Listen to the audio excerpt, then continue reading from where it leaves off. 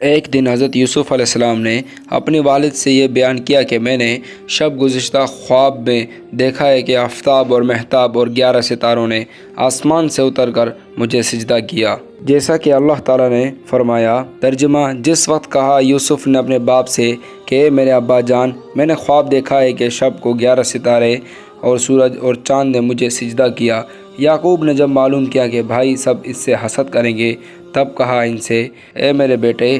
مت بیان کر خواب اپنا بھائیوں سے، کیونکہ اس خواب کو سن کر وہ تیرے واسطے البتہ کچھ فریب بنائیں گے، اور شیطان انسان کا کھلم کھلا دشمن ہے۔ یعنی اس خواب کی تعبیر سنتے ہی وہ سمجھ گئے کہ سب تیری طرف محتاج ہوئے، اور شیطان لعین ان کے دل میں حسد ڈال دے گا۔ اور حضرت یعقوب علیہ السلام نے اس خواب کی تعبیر حضرت یوسف علیہ السلام کو بتائی، جیسا کہ اللہ رب العزت نے فرمایا، اور اسی طرح نوازے گا تیرا رب اور بتائے گا تجھ کو ٹھیک اور درست بات، یعنی تعبیر خوابوں کی، اور پورا کرے گا اپنا انعام تجھ پر اور آل یعقوب پر، جیسا کہ پورا کیا تیرے 2 باپوں پر جو تجھ سے پہلے تھے، یعنی 2 دادے ابراہیم اور اسحاق۔ البتہ تیرا رب بہت خبر والا ہے اور حکمت والا ہے۔ جب یہ خواب کی تعبیر حضرت یوسف علیہ السلام کے بھائیوں نے سنی تو وہ بہت حسد کرنے لگے اور بولے، اور جب کہنے لگے ان کے بھائی، البتہ یوسف اور اس کا بھائی زیادہ پیارا ہے باپ کو ہم سے، اور کہنے لگے ہم لوگ قوت والے ہیں اور ہمارے باپ صراحتاً ان کے محبت میں ڈوبے ہوئے ہیں،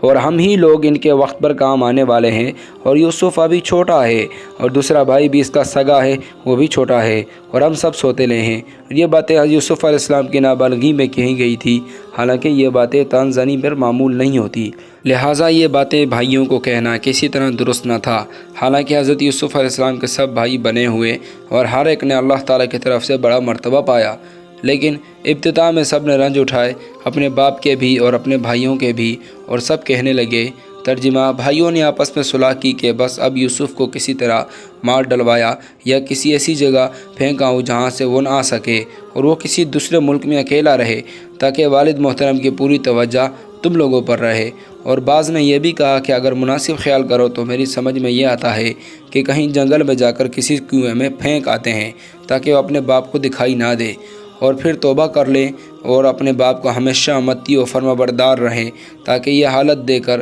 اللہ تعالیٰ بھی اس کو اس حرکت ناشتہ سے درگزر فرمائے۔ حضرت یوسف علیہ السلام کے بھائی میں سے ایک بھائی کا نام یہودا تھا، اور تمام بھائی اس کے فرمانبردار، اور اس نے اپنے بھائیوں سے کہا، مت مارو، یہ ہمارا بھائی ہے۔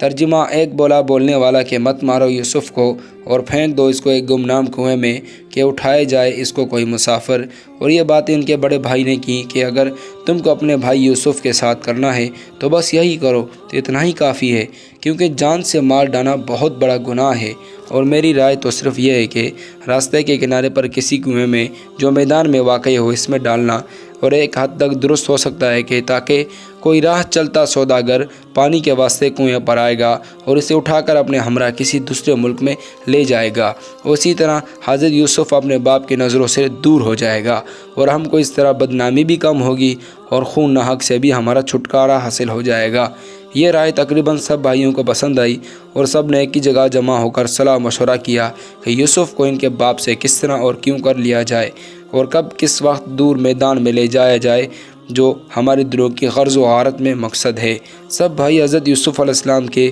اپنے والد بزرگوار کو ہر وقت سمجھاتے اور اطمینان دلاتے، یہاں تک کہ یوسف کے بھائیوں نے کہا، تھوڑی دیر کے واسطے عزیز یوسف کو ہمارے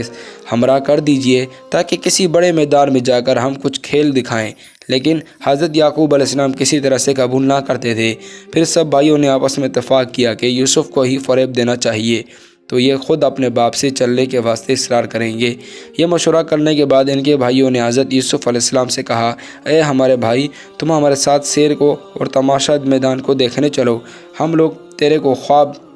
لوگ تم کو خوب تماشا اور کھیل میدان میں دکھائیں گے، اور وہاں بکری کا دودھ بھی خوب پلائیں گے۔ یوسف نے اپنے بھائیوں سے کہا، بے شک میں آپ لوگوں کے کہنے سے اس جگہ جانا چاہتا ہوں، لیکن والد صاحب کا حکم نہیں، اسی لیے میں کیوں کر جاؤں؟ اس کے بھائیوں نے حضرت یوسف علیہ السلام سے کہا تم خود ہی اپنے والد صاحب کے پاس جا کر بولو تو یقیناً تم کو وہ حکم دے دیں گے۔ پھر ان کے بھائیوں نے حضرت یوسف علیہ السلام کے سر میں کنگھی وغیرہ کر کے والد صاحب کے پاس بھیج دیا۔ حضرت یعقوب علیہ السلام نے ان کو دیکھ کر اپنے گود میں اٹھا لیا اور ان کے سر و چشم پر بوسہ دیا، اور حضرت یوسف علیہ السلام بھی اپنے باپ کے ہاتھ پاؤں چوم کر کہنے لگے اے میرے ابا جان، میں اپنے بھائی کے ساتھ میدان میں جانا چاہتا ہوں تاکہ میں کچھ سیر میدان کر لوں